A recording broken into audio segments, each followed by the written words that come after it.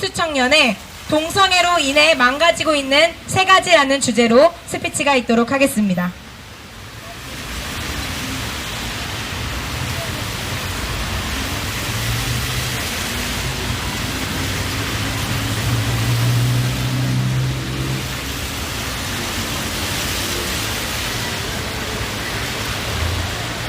조금만 가줄 수 있을까요?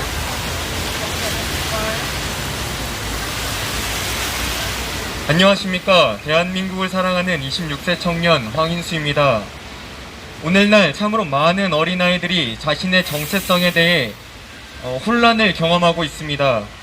사진을 찍더라도 꼭 어플을 사용해야만 하고 보정을 하며 있는 그대로의 사진의 모습보다 다소 인위적이고 어색한 모습을 선호합니다.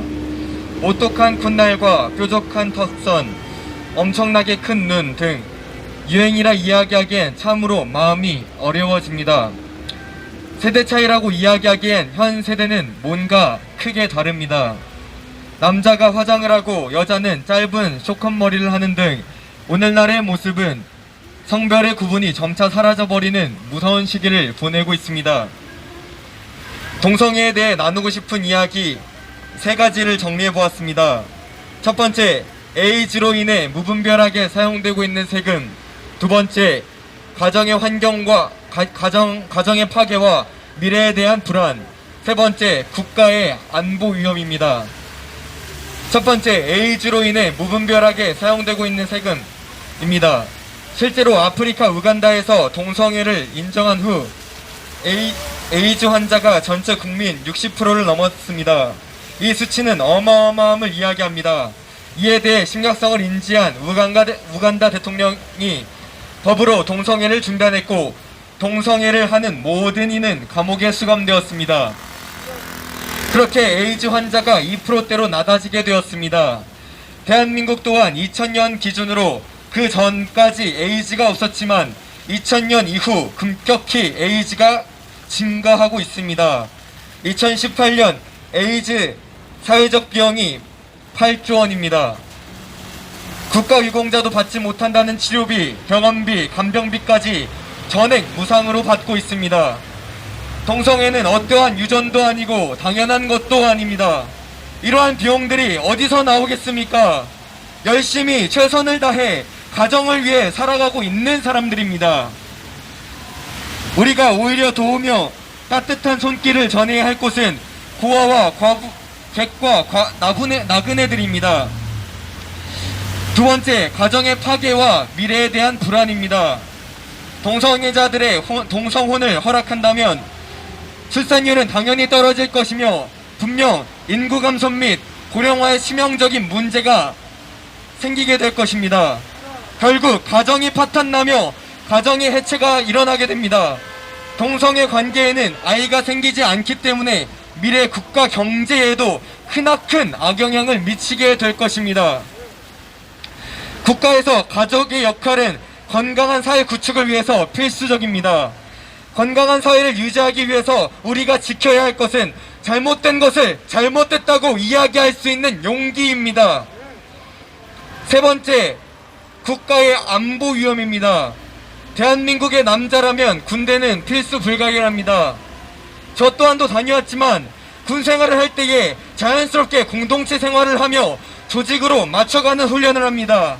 그런데 만약 동성애 금지 조항이 폐기되면 어떻게 되겠습니까?